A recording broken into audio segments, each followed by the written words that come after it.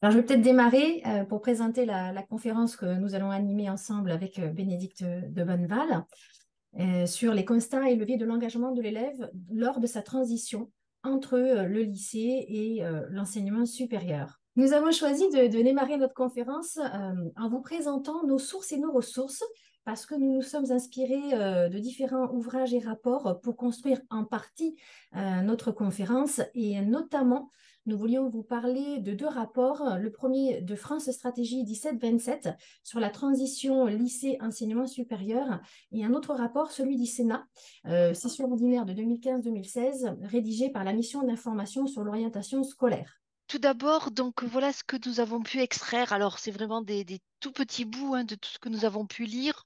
Tout d'abord, c'est progressif. Ça a été dit ce matin.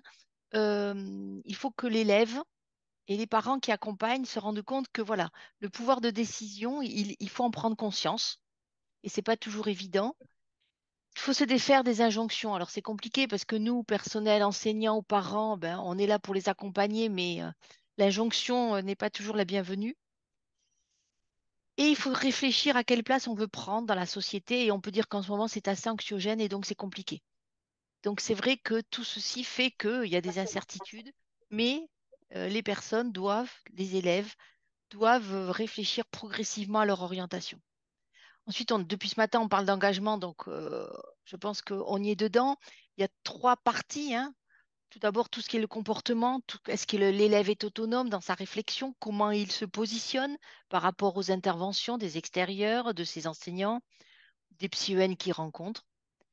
Il y a toute la partie cognitive, bien sûr, avec toute la partie d'implication psychologique, toute l'autorégulation qu'il peut y avoir autour. Et enfin, ben, il y a toutes les émotions. Hein, on a rencontré des parents à Cahors ou ailleurs qui nous disent, moi, Toulouse, c'est trop loin. Et donc, je dis à mon fils de ne pas y aller à Toulouse. Et on sent bien d'émotions qui arrivent. Et là, bien sûr, c'est difficile à un jeune de contrer cette partie émotionnelle.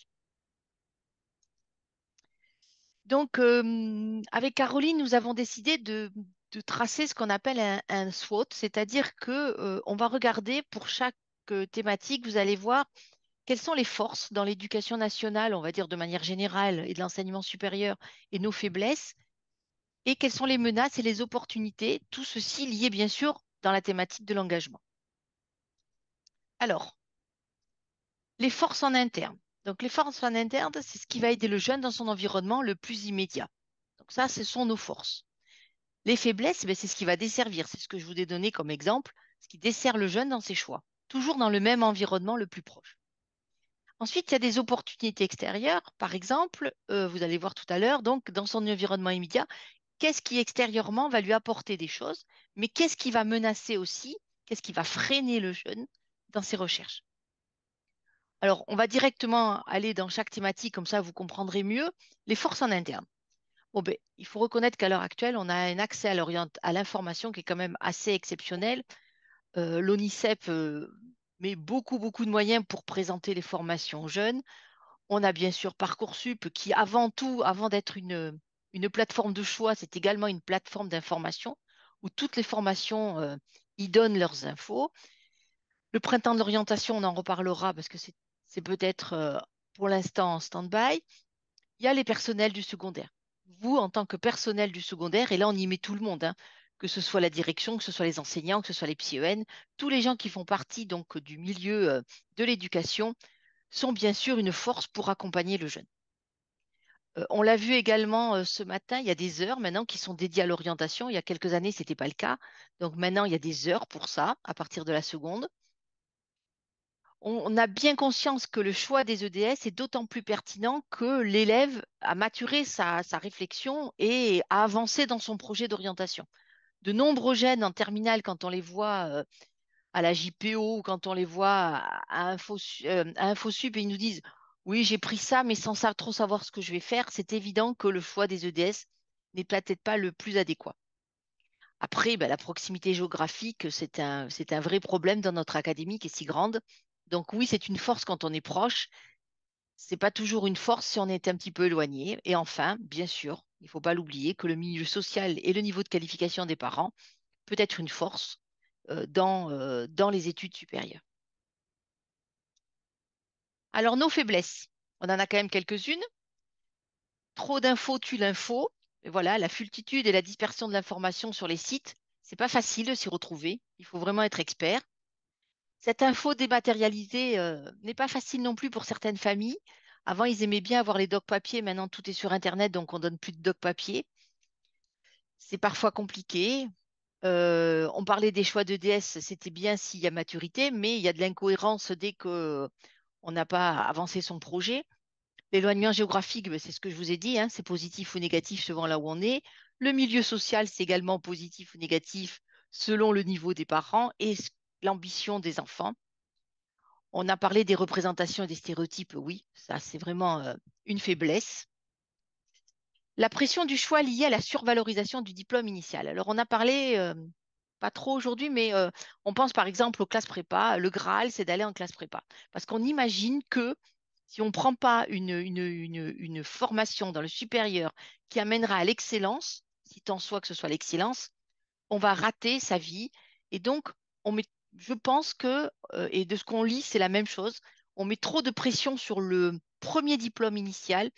Et il ne faut pas oublier qu'il y a une formation tout au long de la vie qui est là pour accompagner les gens s'ils veulent se réorienter plus tard. On a relevé avec Caroline qu'il y a une insuffisance dans la coordination des acteurs. On a beau discuter entre nous, là, le SUP et le SCOL, on se rend bien compte qu'on n'a pas alors je dirais pas un médiateur, mais une personne qui soit nommée par le rectorat, puisque je vous rappelle que le recteur aussi, il y a des chanceliers d'université, qui fassent vraiment ce lien entre le SCOL et SUP. Et parfois, ben, c'est pas toujours évident d'arriver à se parler, et heureusement qu'on a Accorda pour nous aider à cela. Et ensuite, dans tous les textes qu'on a lus, on en a lu pas mal avec Caroline, on n'a pas vu un seul texte qui parlait de coordination, de gouvernance dans la transition. On fait beaucoup de choses dans le SCOL, on fait beaucoup de choses dans le SUP, mais qui gouverne? Les ministères se renvoient la balle. Voilà. Alors, les opportunités extérieures, il y en a beaucoup. Bien sûr, il y a tous les dispositifs extérieurs. On parle des salons, vous voyez, je vous ai parlé de JPO, des immersions, des conférences, des réseaux. On a vu les jeunes de la FEV ou d'autres qui vont venir intervenir. À Cordoc, on va vous en parler juste après. Toute la documentation du supérieur fait que le jeune au lycée a des ressources extérieures. En même temps, on a mis en place depuis des années donc des échanges, hein, on est là pour ça, donc entre les enseignants, les associations, les étudiants ambassadeurs, les chargés d'orientation. Donc, vous voyez que tout ça favorise quand même le lien entre le SCOL et tout ce qui se passe à l'extérieur. Alors, pour parler de ça, Caroline, à toi. Alors, je vais vous présenter brièvement les différents leviers que nous avons identifiés dans cette transition entre le lycée et l'enseignement supérieur. Si tu peux mettre la slide, Bénédicte. Alors, on a réparti ces leviers soit sur le territoire du secondaire, soit sur le territoire du supérieur ou sur un territoire externe à ces deux entités. Alors, dans les territoires externes à ces entités, ben, il y a les salons qu'a évoqué Bénédicte, le salon InfoSup qui aura lieu début janvier 2024 cette année scolaire. On a aussi le salon Studirama qui a lieu prochainement le 18 novembre. Et en ce qui concerne le territoire du secondaire, on a le printemps de l'orientation. Alors, pour ceux qui ne connaissent pas encore le principe, ce sont des rencontres qui sont organisées pour les lycéens avec des étudiants ambassadeurs en visioconférence. Alors, c'est un dispositif, on ne sait pas encore s'il sera renouvelé ou pas, on attend les consignes du ministère, mais ça permet des échanges informels où les lycéens viennent échanger avec les étudiants ambassadeurs et leur poser les questions qui les taraudent. Nous avons aussi sur le territoire du scolaire les conférences métiers aujourd'hui et demain. Je vous en parlerai juste après. Nous avons aussi dans les leviers Accorda les dispositifs Premier Campus et Destination Campus que j'évoquerai juste en suivant. Nous avons bien évidemment sur le territoire du supérieur les journées portes ouvertes qui auront lieu dans la plupart de nos établissements le 10 février 2024. Et enfin, l'esquio des universités, et la question sera abordée par mes collègues dans la conférence suivante. Si tu peux passer la slide pour que je vous présente les quelques dispositifs Accorda, si tant est que vous n'en ayez pas encore entendu parler. Donc, parmi les différents dispositifs que le projet Accorda propose, il y a Premier Campus. Premier Campus est un dispositif qui permet aux jeunes, aux lycéens de première, de terminale et aussi aux étudiants en réorientation de venir découvrir le campus à titre individuel. Alors, on précise toujours sans parents ni professeurs et de découvrir le campus, de faire une immersion en cours et d'avoir le temps d'échanger avec des étudiants ambassadeurs. C'est un dispositif qui est proposé dans toutes nos universités avec des modalités différentes selon les universités, qui fonctionne extrêmement bien. Et les questionnaires de satisfaction nous permettent de savoir que ce dispositif aide grandement les jeunes à mieux définir leur projet d'orientation. On a un dispositif qui est à peu près similaire, mais qui là s'adresse à un collectif, c'est Destination Campus. C'est un dispositif qui est proposé à des classes où nous accueillons des classes qui viennent sur nos campus, nos universités, découvrir la vie universitaire. Et ce dispositif est proposé sous forme ludique puisque nous proposons des jeux de pistes qui permettent de découvrir les lieux essentiels de l'université. Les conférences, connaître les métiers d'aujourd'hui et découvrir les métiers de demain, ce sont des conférences qui sont conçues et animées par les SCUO des universités. Nous nous rendons dans les lycées avec une thématique bien précise, par exemple les métiers de la santé, les métiers du droit, les métiers de la psycho, du tourisme, et nous présentons aux lycéens les métiers d'aujourd'hui et les métiers de demain, et aussi les formations qui permettent d'y parvenir. Ces conférences, elles sont animées dans des lycées, mais elles sont retranscrites en direct via Zoom pour tous les lycées qui souhaiteraient aussi y participer et y assister. Enfin, Accordoc, qui est la base de données du projet Accorda. Cette base de données est bientôt opérationnelle. Elle sera présentée notamment lors de la formation des trinômes. C'est une base de données dans laquelle seront répertoriés toutes les ressources, tous les documents, toutes les données qui sont conçues dans le cadre du projet Accorda sur la totalité des 10 années du projet. Et avec une entrée extrêmement simple, puisqu'il vient y avoir des entrées pour les professionnels du secondaire, pour les professionnels du supérieur, pour les familles et les lycéens, et pour les étudiants ambassadeurs. Et chacune de ces parties pourra aller chercher les documents, les ressources qui ont été conçues dans le cadre de notre projet. Je réponds rapidement sur le premier campus. Vous allez sur les sites des universités ou des écoles et vous voyez les dates et comment faire pour s'inscrire. On continue pour pas être en retard. Alors, sur les menaces extérieures, c'était le quatrième item. Bon, mais toujours pareil, cette multitude d'infos, nous, on a regardé dans les rapports du Sénat ou ailleurs, il est signalé quand même que ça ne fait pas suffisamment de lien avec les métiers. Alors, c'est très compliqué, hein, puisque les métiers évoluent à une telle vitesse que c'est compliqué d'écrire des choses, mais c'est vrai qu'il faut qu'on fasse des efforts encore vers les métiers. Il y a parfois des infos contradictoires ou même des infos fausses en fonction des personnes qui parlent. Donc ça, c'est une alerte quand même quand vous invitez des gens dans vos établissements pour présenter, alors peut-être pas des formations pour parler de leur métier, parfois ils font des liens avec la formation qu'ils ont reçue il y a longtemps. Et les formations ont énormément évolué, donc faites attention, quand on parle de son métier, on n'est peut-être pas toujours à même de parler de la formation actuelle. Ensuite, il y a des idées reçues sur les filières sélectives. C'est malheureux, mais on a l'impression que sélection égale gage de super formation. C'est vraiment pas le cas et donc il faut combattre ce genre de choses sur ces idées reçues-là aussi. Ensuite, faible représentativité des formations publiques dans les salons des établissements scolaires. C'est vrai que c'est assez compliqué hein, de participer à tout, d'être présent, d'être invité. Donc oui, pour nous, c'est une menace. Il faut que les formations soient vraiment présentes et on fait tout notre possible pour vous accompagner au mieux. En conclusion, Caroline, Oui, alors en conclusion, nous avons répertorié un certain nombre de recommandations que nous avons pu lire lors de notre préparation de conférence que nous souhaiterions vous partager. La première est celle du renforcement des liens entre le lycée et l'enseignement supérieur. Alors, c'est ce que nous faisons ce matin. C'est ce que nous faisons aussi dans le cadre des immersions croisées, avec cet objectif de mieux se connaître, de mieux connaître les pratiques des uns et des autres. Organiser des actions de formation communes aux acteurs de l'orientation, c'est ce qui est proposé dans le cadre de la formation des trinômes notamment. Donner aux enseignants toute leur place dans le travail d'orientation, comme cela a pu être évoqué dans les différentes conférences précédentes. Donner aux élèves et à leurs familles les moyens de faire des choix éclairés et informés en luttant contre l'autocensure et les stéréotypes. Et enfin, associer pleinement les parents d'élèves à l'éducation et à l'orientation et à la découverte des métiers. Alors, ces recommandations, on les a lues essentiellement dans le grand rapport du Sénat qui fait plusieurs dizaines, centaines de pages. Et donc, je vous incite pour les jours de pluie à lire ce rapport qui est passionnant. Voilà. Merci. Des questions?